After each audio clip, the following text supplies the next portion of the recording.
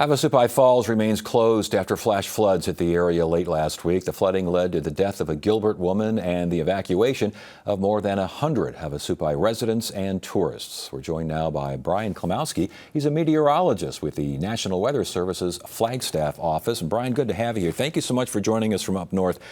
Describe the area where this flash flood hit. Oh, you bet, Ted. The area is on the western part of the Grand Canyon, so it's canyon country. You know, you see everything from steep walls, narrow canyons, and that verdant foliage along the stream that flows down the area.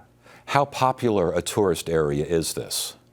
You know, I'm not sure about the number of people that go there, but it is quite popular at this time. It's a beautiful area to go visit. And when you go visit, the water flow, I've heard, is like a couple of feet here, a foot there, 2 feet.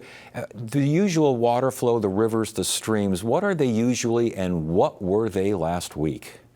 You know, those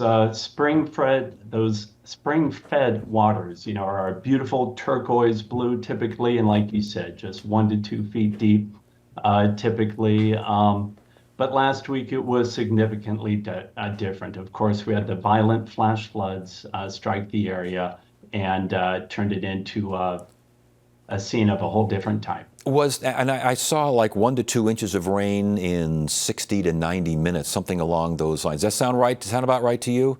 Yeah, but most of that rain really only fell within about 15 to 20 minutes. So it was a violent storm, hit very quickly, and the flash flooding hit very fast. And were the storm area, was it anywhere near where the flash, because sometimes people are, it's a beautiful day and all of a sudden you're hit by a flash flood. How did it work out in this case?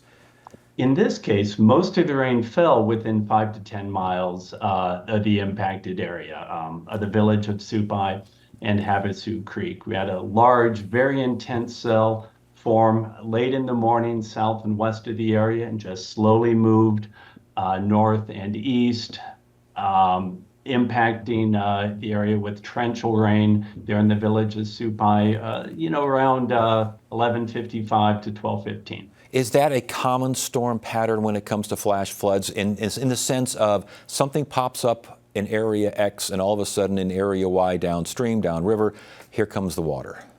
That's a great question. Our monsoon thunderstorms are just characteristically, they're characteristic of having very heavy rain. These storms form, sometimes they move very slowly, sometimes they move quickly, but it's the slow-moving ones like this system which can accumulate the heavy rainfall and cause the flash flooding. Do you know if, have new waterfalls been made out of this? Have old waterfalls disappeared? How much does something like this change the landscape? Flash floods of this magnitude change the landscape. Indeed, like back in 2008, we had some very large flash floods in the same area, changed the water course, modified some waterfalls, created new ones. I wouldn't be surprised if we see the same thing after this event. I was going to say the area is off limits and has been off limits since the flood hit for quite, I imagine and think, you tell me, going to be off limits for quite a while, don't you think? I can't really say, Ted. Yeah, but it would seem like there's a lot of work that needs to be done there. Yeah. With that in mind, people that are going anywhere, especially in northern Arizona, central Arizona, where the monsoons hit with more frequency than they do here, what do you look for? How best do you prepare? Just make sure something like this doesn't happen to you? Tragic and devastating impacts can happen anytime. But if you're traveling, if you're hiking in the desert country during the monsoon season, use all your senses. Use all the information at your disposal. Before you travel, get informed on the weather you might be anticipating. You might see an enhanced risk of thunderstorms in the forecast that might lead you to maybe modify your plans one way or another. And once you're down in the canyons, once you're in the area, there you might be out of cell range. You might not have any other communication. And there it's most important just to use your senses. Listen for thunder. Keep your eyes out for thunderstorms that might be in the area. And always have a safe place in mind, some type of escape route if a flash flood might come. Yeah, some higher ground as close as possible. Brian Kalmowski, again, National Weather Service up there in Flagstaff. Good information and good to have you on the show. Thanks for joining us. All right. Thank you very much, Ted. You bet.